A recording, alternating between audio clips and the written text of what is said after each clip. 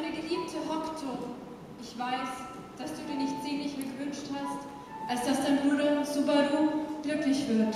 Allerdings werde ich hier nichts mehr für ihn tun können. Der Kampf zwischen Himmels- und Erddrachen und um das Schicksal der Erde spitzt sich immer weiter zu. Es gibt keine Hoffnung mehr für ihn. Allerdings habe ich in einer meiner Träume gesehen, dass es neben dieser Welt noch eine weitere geben wird.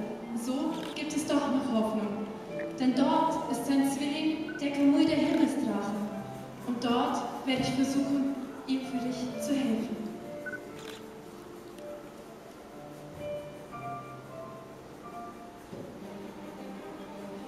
Hallo? Ist hier jemand? Kamui? Subaru-kun, da muss ich dich leider enttäuschen. Seichiro-san! Endlich sehen wir uns wieder. Wie ich sehe, ist dein Bruder nicht anwesend. Dann können wir ja ungestört miteinander reden. Kamui wird bald hier sein. Er ist sicherlich nicht erfreut, dich zu sehen. Was tue ich denn, mich zu sehen? Subaru! Kamui! Kamui? Fass meinen Bruder. Jetzt wollen wir uns doch erstmal wieder beruhigen, oder? Wo sind wir? Ihr seid in meinem Traum.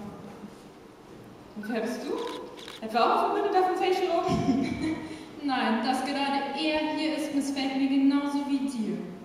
Oh, warum denn so abweisend, werter Traumseher? Denn auch wenn man nicht aus dieser Dimension deine Geliebte tötete, so habe ich rein gar nichts damit zu tun. Auch wenn ich über so einiges Bescheid weiß, so auch über deinen größten Wunsch. Was? Egal, was ihr miteinander zu tun habt, beide. Solange du nichts Böses willst, werden wir nicht verschont. Ich bin hier, um euch zu helfen. In diesem Traum haben sich nur eure Seelen gefunden. Aber ihr solltet nun stark genug sein, mit euren Körpern gemeinsam weiterreisen zu können. Subaru, dann lass uns fliegen. Na, denkt ihr wirklich, nachdem ich euch so lange gesucht habe, lasse ich euch einfach wieder gehen?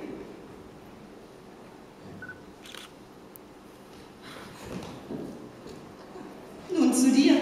Denn warum solltest du nur von deiner großen Liebe träumen dürfen, wenn es dein Wunsch ist, bei ihr zu sein? Du solltest dir in den Tod folgen.